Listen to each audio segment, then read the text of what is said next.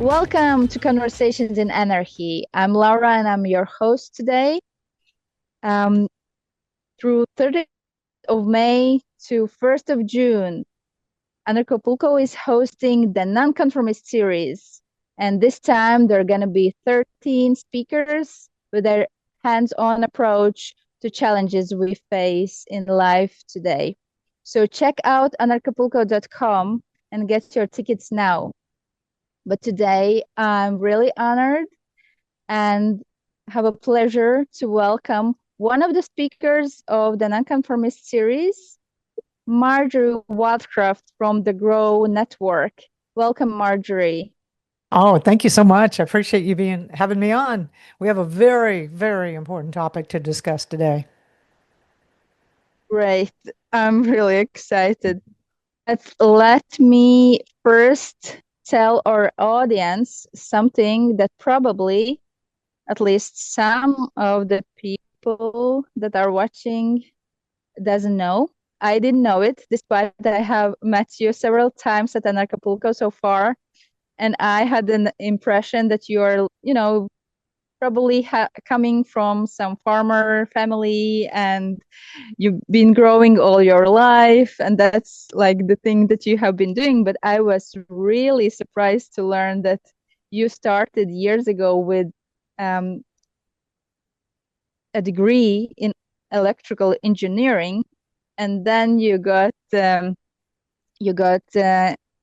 impressed and learned a lot from Robert Kiyosaki, the author of Rich Dad Poor Dad, that put you on real estate business path. And you were so successful that you were working for him on the national television for some time. And by the age of 40, you earned your first million.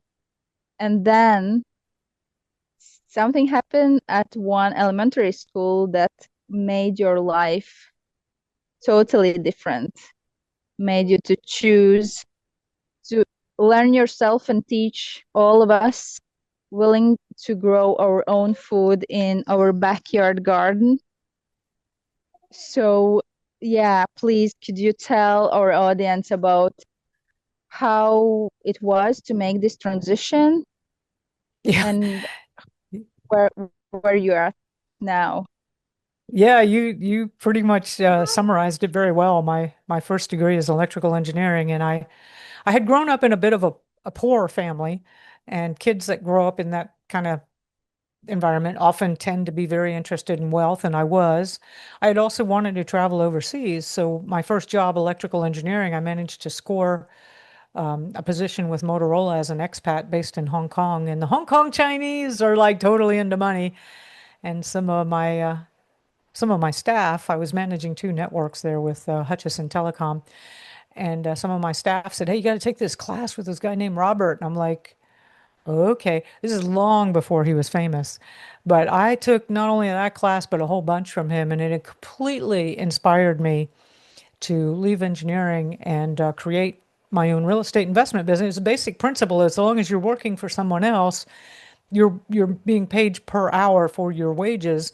Whereas if you can learn how to have money make money, that's a step of freedom. And I thought, well, I really want to do that. And I did. I chose the Austin, Texas market, moving back to the US.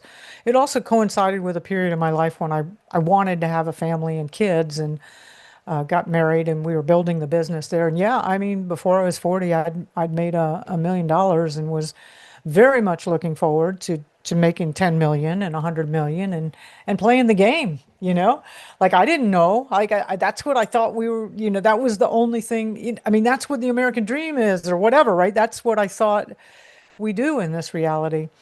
Yeah, and the business was so successful. Robert came up to me and asked me if I would be on his infomercials, and so for 4 years, I was on national television, on Rich Dad Poor Dad infomercials, which it kind of was a little bit embarrassing, but because all kinds of crazy people I hadn't heard of from in years called me, "Did I just see you on?" Yeah, yeah, you did. Anyway, I was volunteering on a project to get locally grown food, local organic food into the elementary schools. And a close friend of mine and neighbor was the president of the Texas Organic Farmers and Gardeners Association, and he was spearheading this. And I said, absolutely. It just makes so much sense. Even though I intended to homeschool my children, I thought we got to do this. I mean, this is good. And then that project was an utter and complete failure. And I'll never forget the night when we all realized it because my life changed completely and dramatically. I mean, it was like the semi truck running into you kind of an experience, right? Or the getting the prognosis of, stage 4 terminal cancer you didn't know. And what it was we had been meeting, and I was helping to organize the venue actually, and we came to realize that there were not enough local organic farmers in all of Bastrop County, that's right next to Austin, to provide even part of the vegetables for one small rural elementary school. And, Texas has some big counties. And Steve knew all the organic growers. I mean, President Atofka. And I just, it's all over the Texas. And Austin is supposed to be progressive, right? But I just started shaking because I knew there's only 4 days worth of food supply in the grocery stores. I knew that food traveled an average of 1,500 miles to get to you. And I knew that at that time, it's worse now. I was surrounded by 20 million Texans who were armed to the teeth. And I realized I had this huge pivotal moment in my life where I realized there are scenarios where no amount of money will get you what you need. And I also realized that, all the concerts that Willie Nelson had offered to save the small family farmer, it had failed. The whole family farm network had been completely dissembled and was now everything was owned by big agriculture. And we were completely at that mercy. And God help you if you even start to look at some of the vulnerabilities with the entire system. It's been very robust. Of course, the entire system is also completely toxic and devoid of nutrients, but that's another conversation. Yeah, so that night, I mean, I couldn't stop shaking. I mean, literally, I was just shaking. I couldn't get I was responsible for I was having a hard time getting the chairs under the table and locking the door just because it was shaking so hard. Fortunately, my husband drove me home because and the only thing that kept going through my head is farmers come from gardeners, and we have to completely rebuild the entire food system in the United States and around the world. And so I ended up selling the real estate business. It took a couple of years to sell off all that property. And I just devoted myself. I went headlong into, permaculture and biointensive gardening and citizen foresters and, Paleolithic skills, hanging out with barefoot crazies who live in the national forest because they're living off the land and they're pretty healthy and they're not, dying of starvation. So, yeah, and I ended up learning and figuring it out, put up with a lot of pain from family and friends. And one of my sister-in-laws, she did it best. I'm going to imitate her Texas accent. She said, Marjorie, you're crazy because this the United States of America. We're never going to have supply chain problems. We're never going to have empty shelves. We're never going to have anything, right? This was back in the early 2000s. And I said, look, I know what I know, and I've been shown what I've been shown, and I have got to work on this problem. And I knew that there's lots of people who can make money, right? And I had definitely demonstrated to myself that I could make money if I wanted to. But there are not many people who know how to grow food. And I've done a lot of research and study and interviews and travel to collapse scenarios for different reasons, civil war, economic collapse, whatever you name it. And yeah, you better know how to handle a gun and maybe better have some self-defense, but your probability of dying by violence is actually fairly low. Medicine and medical care is definitely going to be gone, and that's an issue, but there are a lot of people who do have medical skills that will convert and figure it out. The biggest and number one thing that everybody in a collapse or a crisis scenario talks about is being hungry.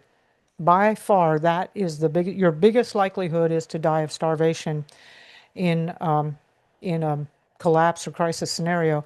And most places, there's not more than 4 days worth of food supply in the supermarkets and the grocery stores. So yeah, I started learning how to grow food, and then I started. As soon as you start learning how to grow food, the first thing you realize is you can't do it all on your own. You need to have community.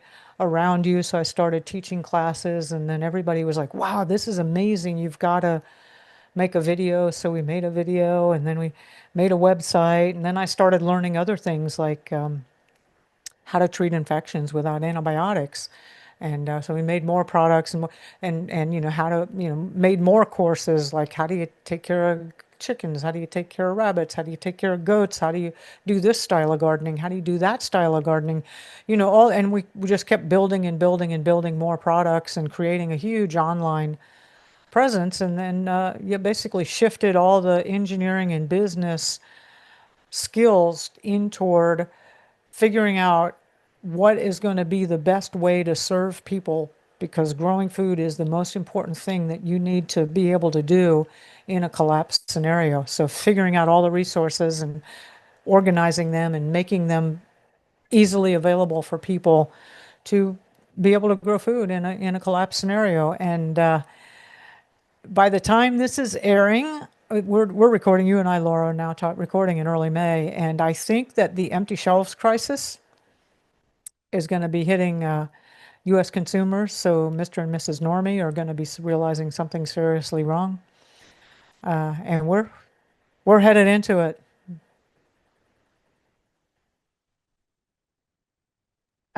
Yeah, this I can experience. Like, I'm in Norway right now, and originally I come from Latvia, and I remember me growing up. I was born still in Soviet times, and then probably, I don't know, everybody I knew had at least some kind of garden with some vegetables and stuff.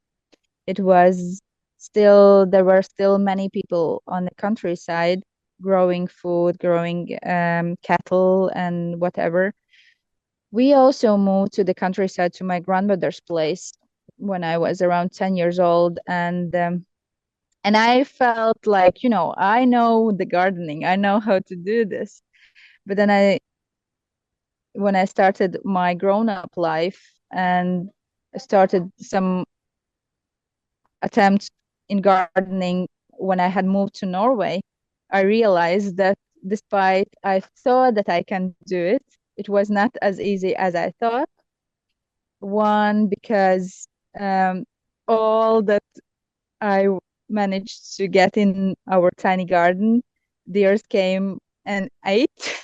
It was so frustrating, all this work, and then this just, yeah, one morning waking up and seeing that most of the things are eaten.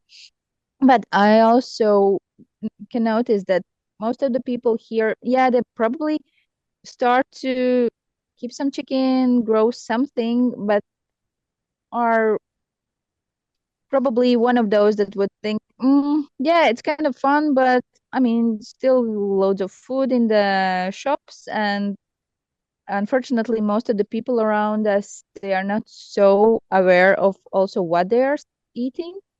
And they are not e- reading all the ingredients on the packages. And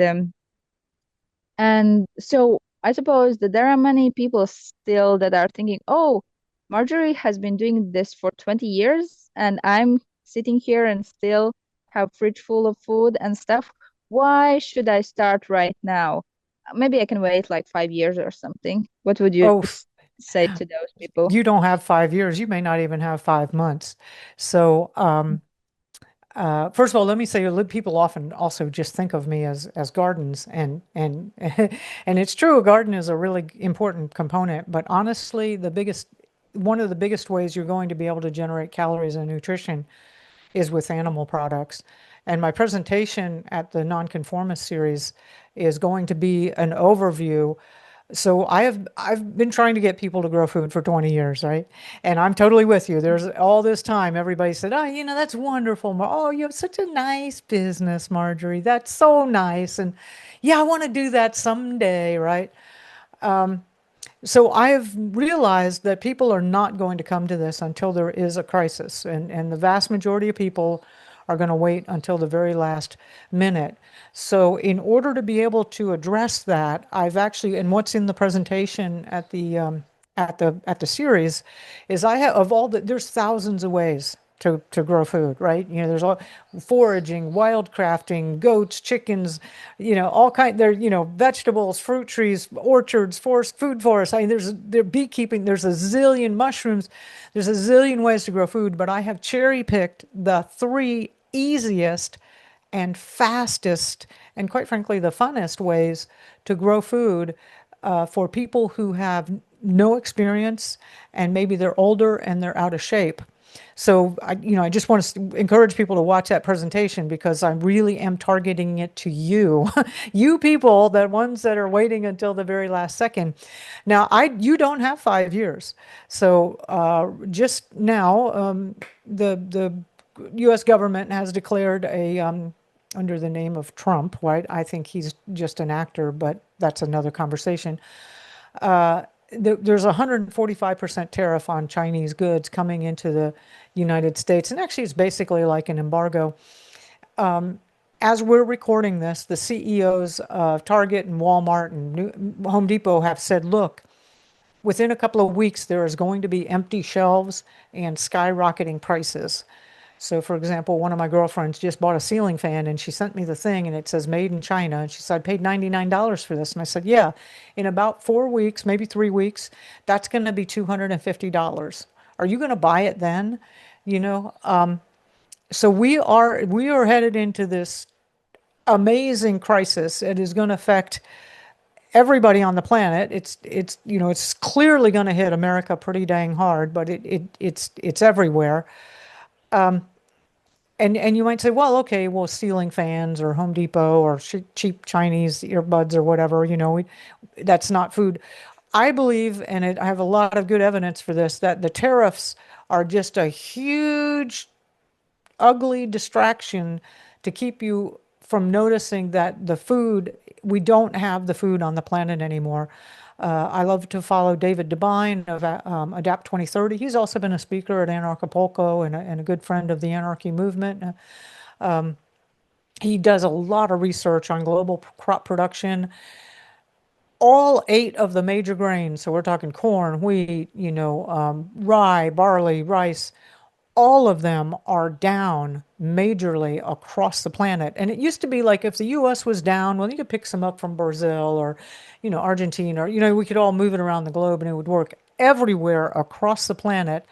And he's estimating anywhere from 20 to 80% price increases in all the grains.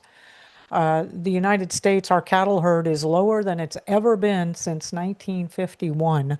The population has more than almost tripled since that time frame. So the price of beef is going to go. It's already going up. And we all saw the egg crisis. But there is a global food shortage. And I love this community because I can speak very frankly. This is orchestrated. And if you want to see it, back in 2015, the Cargill Group sponsored one of those scenarios, like Event 201, right? Or the Cyber Polygon, right? It was called the Food Chain Reaction Crisis. You can still find remnants of it on the web, and where they were predicting, maybe planning, a global famine. And they said something would start in 2020, and then the prices would go up and up and up. Until they were at least 400% from baseline. Now, they were not including hyperinflation and currency collapse of the US dollar, which is also another threat that's imminent. So we have so many, first of all, the supply is not there. We have the US dollar collapse, which will, when you destroy the currency for the entire planet, the reserve currency for it's going to affect everybody. The Doge team keeps finding, like they found those 14 magic computers, which that if they had one, it should make you nervous. Now they just revealed there's another thing. The department that those magic computers, by the way, could just create as much money as they wanted. There was no accountability, no bonds created, no anything. They just, we just put in Laura's banking routing number and her account number, and we send her $100 million, and it's like poof, she's got $100 million, and that's it. They've just found they've been auditing the Department of the Treasury, and they said $5 trillion a year has been created by the Department of the Treasury. And they've been blowing it on, they were like, what are they spending on? And they're like, oh, they threw a party. They rented out all of Caesar's palace and threw a party. Oh, they rented out a stadium and threw a party.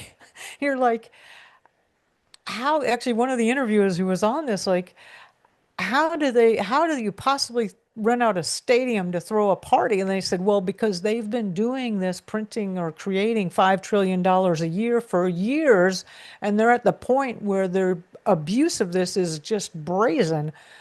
So I think that we are going to be hit with a crisis here very soon, that everybody thinks there's so many trillions of dollars that have been created in the world. I don't know what it is, 50 trillion or something like that. We're going to find out that there's actually been like 500 trillion or maybe 5,000 trillion dollars that have been created. And we are discovering that right now as we speak. And that's just going to cause the US dollar to crater immediately and probably destroying the global banking system because it'll trigger the derivatives bubble. So I would say you need to get on this right now. Like, this is not oh, I'm going to do this 5 years later. Watch that presentation. Like I said, I found the easiest and fastest ways to grow food. Do that. You don't have 5 years. I don't think you even have 5 months. So you need to be growing food. So definitely. So I feel like I am sitting here and I cannot say that my garden is ready to go and feed us when the crisis is coming. So I myself definitely gonna watch your presentation. And I suppose some of the people watching right now feel like, oh my God, okay, this is spring right now. It's, for example, in Norway, Europe, and many places in the United States and other parts in of the world. It is feeling like, okay, spring is here. We need to start gardening now. And for us that are waiting for your presentation to come in the end of May and feeling probably a bit overwhelmed with the information you just shared, what would be like the first step while we are waiting till the Well, non-conformist series? yeah. I would say the very first part of the system and it's a very simple three-part. If you really want to get a jump on it, I have a similar presentation at backyardfoodproduction.com, and you can go there, and it's a very similar presentation. I kind of hate to cut the thunder from the Anarchapulco series, but anarchist series, but it really is a crisis. I mean, I'm doing podcasts almost back to back every day because people are all of a sudden going, "Oh my God, I've got to learn how to grow food." So I will tell you the fastest and easiest food production system that you can get is going to be chickens, a small flock of backyard laying hens. Now, where you are up in Norway is very cold. You may want to get ducks, some laying ducks, because they do better in colder temperatures. But let me give you a snippet of why egg production is going to be easier. And you're right, a garden can be a little bit intimidating, although in the presentation I do go over the secret to a green thumb, which you're going to laugh because it's really pretty simple. It's all really about having good Yeah. soil. Don't But reveal it yet. yeah, chickens, so a laying hen will lay about 250 eggs a year. They have to take a little time off for when it gets too hot or too cold. They also do a thing called molting where they let go of their feathers and change them out. So 250 Mhm. eggs a year. If you have 6 laying hens, that's going to be 1,500 eggs a year. And that is going to be basically 3 egg omelets for breakfast for the whole year, plus 33 dozen eggs that you can trade or give away. So, and it really there's some diagrams in the webinar, and I can show you how to do that very easily. Again, if you want to hit backyardfoodproduction.com, you can jumpstart it and see the presentation. But there's it's really easy to build a small chicken coop in a run. And if you're not handy, maybe you can get somebody else to do it. But you could basically get that up and running in about 2 weeks. Go buy some chicken feed, right? There are ways to produce 100% of the feed for your chickens by doing other things, but you have a lot to learn. So it's still relatively inexpensive to buy a 50-pound or 100-pound bag of chicken feed. So just go buy the chicken feed in the beginning, we're doing this in phases, right? We want to get you start with phase one is to build the coop and run and get the chickens, get a little feeder in there and get a watering system in there.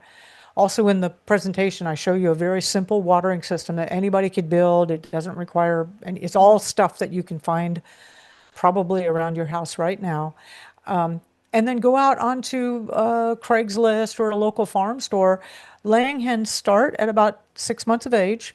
They start producing eggs, and get your six laying hens. And I mean, within a couple of weeks, you could be having backyard. You could be having breakfast made in your backyard and have that handled. Like that's a huge amount. It's actually ends up being about 95,000 calories, but it ends up being breakfast, right? Like you have breakfast handled. That's a huge, like to have one meal a day taken care of almost instantly. It's even, a garden will take 2 or 3 months to produce, right? And other things take longer. But so that backyard laying flock is the first thing to get going, and it's the fastest and the easiest. I have to say it's really delightful. You become friends with your hens and you start feeding them little treats, and they love your scraps from your house and things like that. And if you have kids, oh my God, they love collecting the eggs and having a good Yes. time with it. And Yes. you know, so and again, where you are in the north, ducks may be a better choice just because they're more adapted to the cold. But yeah, again, everybody thinks, So oh, the could garden, the get garden. both. Yeah, Could you get could get both. both, like Yeah, hens and ducks. yeah. By Yeah. the way, you do not need a rooster or a drake. The hens will lay eggs without a rooster. And for a lot of people, not having a rooster is going to be a good idea because you don't want to annoy your neighbors. Yeah, our neighbors have told us already no rooster. Yeah, yeah. Yeah. So I totally get it. I live in Puerto Rico, everybody. You can't get away from roosters in this island. They're everywhere. But I totally get it. You don't want. But so they will lay eggs just fine. Now those eggs are not going to be fertile. You're not, the hens, if they sit on them, they're not going to turn to baby chicks, but they're still delicious and edible. Yes, definitely. But then one of my friends, when it was back at in COVID times, and there was, shops maybe closed for some time, and there was this idea about, yeah, get your canned food stored for some time and stuff. And then he was like, yeah, but what use you gonna have from all that food you have if you have like 20 hungry neighbors that gonna be around you? And then, yeah, what's good for you out of this? And you, Marjorie, you're talking a lot about community. What hmm would you say to my Well, friend? yeah, I say two things. First of all, it's better to have something than nothing, right? It's better to have something than nothing. And the other thing is the system that I teach is very, very easy and replicable to get other people going, right? I've always got the same thing. There's my whole community of people. There's a lot of people here, no matter how much I teach or talk. I know there's going to be a lot of them that are going to come up and go, can you help me? And yes, I can help you. Here's what you need to do. Build a chicken coop. We're going to try and get you some laying hens, or here's how you start the garden. This is the one I recommend. We show them, we train them, we teach them. Here's this webinar, watch this free webinar and you'll get the basics, right? So it is going to happen. Absolutely. There are so many people who are unprepared. And I try all the time to wake people up, but it's going to happen.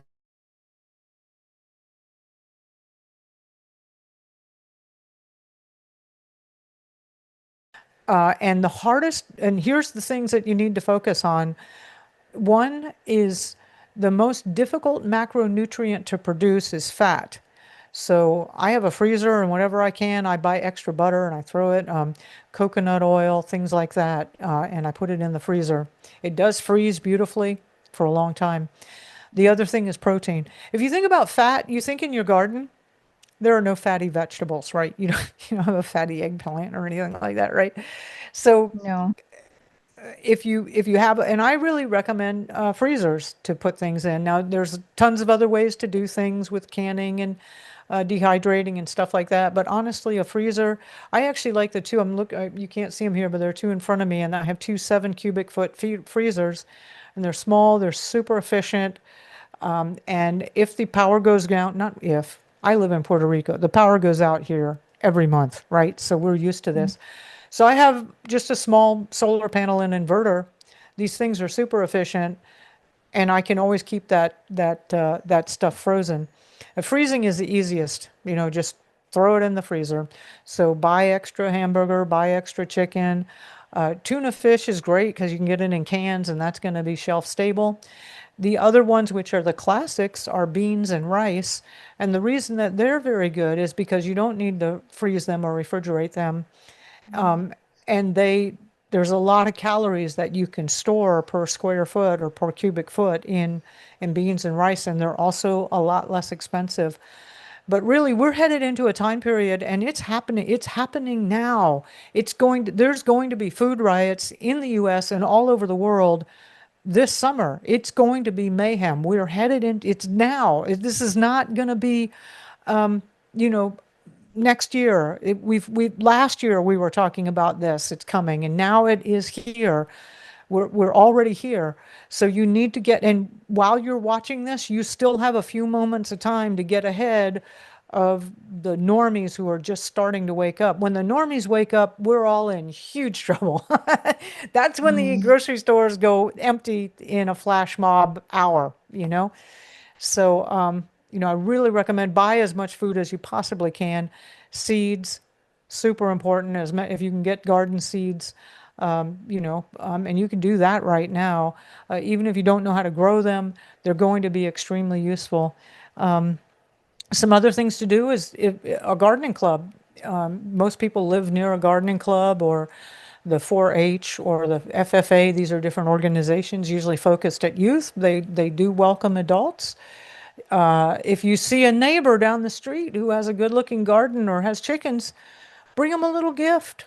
Bring them a pair of gloves or a small shovel or something, and say, "Hey, I just want to meet you," and start talking to them. Right, get to know people, because these are going to be the people that you will depend on. We have been promised the cyber polygon, and I believe that they will do it. Which Spain just shut down for a couple of days. I couldn't believe it. There were grown men crying because their cell phone didn't work. They were like, so Oh. this is coming. This is not, we're no longer in the, oh, that's nice and theoretical. This is happening now. Here in the United States, just a few days ago, Houston, the whole Houston metro area was down for, I forget which cell phone service. A little while before that, Citibank and Bank of America, they had huge outage. They got it, it's all getting back up pretty quickly. But we're having all kinds of this is failing, that's failing, this is failing, that's failing, and it's happening more accelerated. So I just want to encourage everybody to prepare as soon as possible. And building a community. I mean, for example, if we are living in a neighborhood that is quite friendly, but obviously none of us are like really good in gardening. Maybe some has some tomato plants, some has some something else in their garden, some carrots or some salads or something. And even some have maybe some chicken. Is there, I mean, without starting maybe talking about all the drama that like we in our cycle and that you are talking about know about, because as you say, normies, they, I mean, it wouldn't help to tell about it. It just creates like unnecessary need to explain. But still, I believe that there is something to be done within Well, the local community, how to kind of yeah, unite. I've got Yeah, another what would be suggestion your for you then, and yes, you're absolutely right. The yes. normies they just, they just shut down and they can't handle it. So here's another thing that I do regularly. I do it every other month here, but we're going to start accelerating that to every month, and then I'll probably be doing it every other week. And it's called a plant and seed swap party.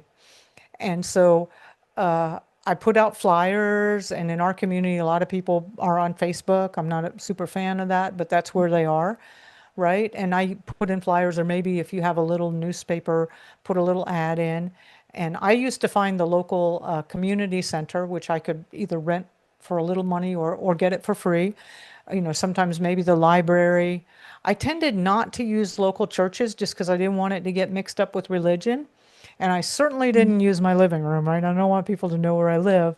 But you find a meeting hall somewhere and you put out the flyers and you say, hey, like for me, actually, it's coming up 2 weeks from Saturday. On Saturday from 9 to 11 a.m., we're going to have a plant and seed swap party. So bring your seeds and bring your plants and, come share them. If you don't have anything, bring a smile.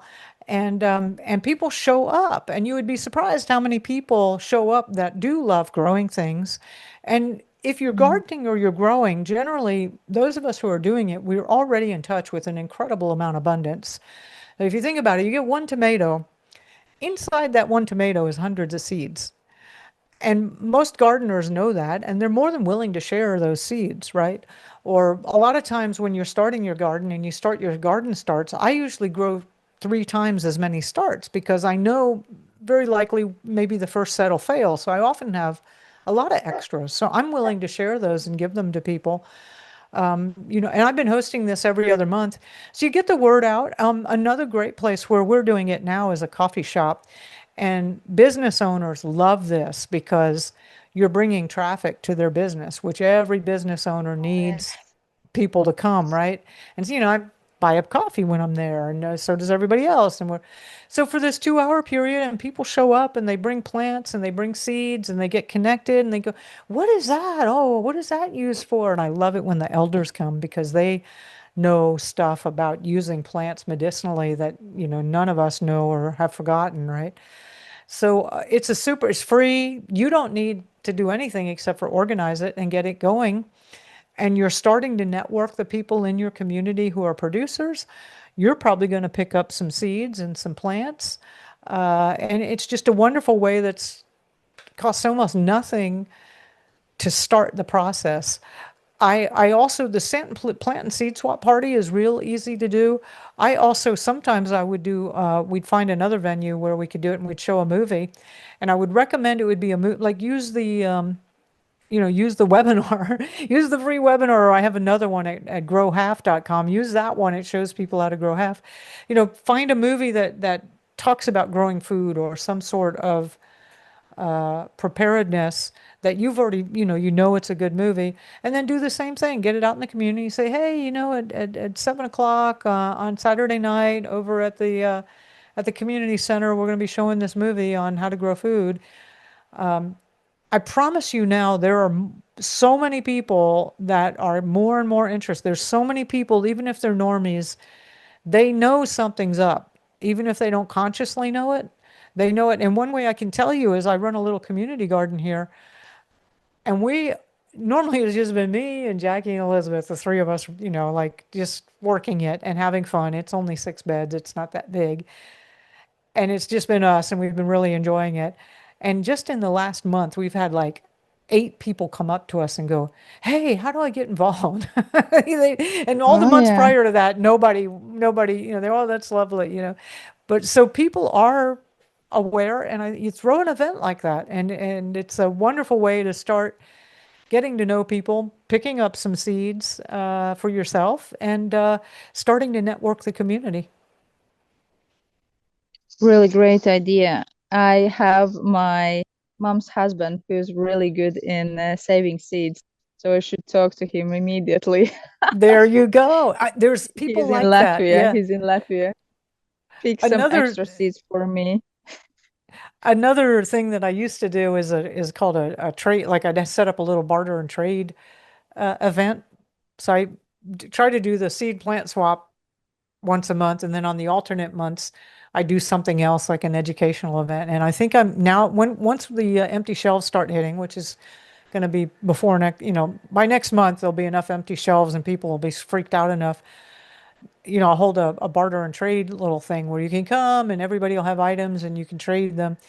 And though I've hosted these throughout the years, and what really shocks me is the stuff people come up with. Like you will not believe what your neighbors have that they or that they know about, or that they're willing to trade. Everything from, like, I had one neighbor who said, I had a 25 horsepower John Deere and I'll trade you 2 hours of my time with the tractor for whatever, or another guy's like, I've got this service or this skill or whatever. So it's really interesting what shows up. Throw a barter and trade party, throw a seed plant swap party, show a movie, but just start getting your community organized. Okay. But what would you suggest the people that are traveling a lot, that are like probably some of the people attending Anarchapulco and also probably some of the people watching the Non-Conformist series, they have this problem that, they are not at one spot like Mhm. constantly, and probably half a year they're somewhere else or something, or just constantly traveling around. What's they kind of possibility or opportunity to do to Find prepare? find the place that you feel the most comfortable at and plan to hunker down there. Because already, like here in the U.S. with the airline industry, they're having problems getting parts. The cost of jet fuel is going up. This era of really inexpensive travel is almost over. I don't know if that'll be the case in all the BRICS nations. I think it will. I think this is going to be a global event. If we're talking about the destruction of the banking system, which is what a lot of people are saying that this whole tariff thing is the beginning of, we're not going to be traveling around like that. You need to find a place where you feel like food grows, like you already have some community, or you think you can build community quickly. Hopefully, it's not going to be a highly populated area, but I say you need to find the place where you're planning on hunkering down and get there now. Okay, it sounds really serious. So everybody, guys, we really need to attend the Nonconformist series in the end of May or start watching and preparing. Say it again, Marjorie. What was the name of the The website, website? yeah, backyardfoodproduction.com, and you'll see me there. Backyardfoodproduction.com. Yeah. And I'll put it into the descriptions of our talk today. Hmm. But then to conclude this really important, quite alarming talk, can you leave us with simple truth or mantra you live by? Oh, well, you know what? I got into this whole thing out of fear and panic. So if that's where you're at right now, believe me, it's okay. Um, I will say that growing my own food has been the best thing that I've ever done in my life. And often the hardest, most difficult things are going to be the thing that you look back on and you're most grateful for. And I am, because growing my own food has healed me on every single level. I used to have horrible allergies and all kinds of other things. That's long gone. Mentally, when you eat high quality food, you're sharper and you will score higher on intelligence tests. There's tons of studies that prove this. Emotionally, I am not, I mean, I know what we're going into, and yeah, you better believe I'm nervous, but I'm nowhere near what a normie who has no resources is going to be going into, right? I'm actually very calm about it. If the grocery stores close, I'm not as it's not going to be a big deal for me, right? And then spiritually, you're working with your hands directly with forces of creation. You're working with the earth, you're working with livestock, you're working with water, you're working with sunlight. And I am going to tell you that absolute magic happens. It's unbelievable. It's just an incredible spiritual journey. So we're going up every level of Maslow's hierarchy of needs. It is the best thing that you will ever do. It's been a whole psyop to get you to not grow food, and to reclaim that, you will reclaim something of your own innate humanity that you've been longing for and you didn't know was missing. I promise you. I know it's kind of intimidating and and you got to learn stuff. This will be the best thing that you've ever done in your life. Thank you. Thank you for inspiring words, and thank you so much for this talk. And everybody, so you have heard the message. It's time now to start growing your own food. Check out the anarchapulco.com for the Non-Conformist series and meet Marjory there. And take care. Start growing. Thank you. Bye.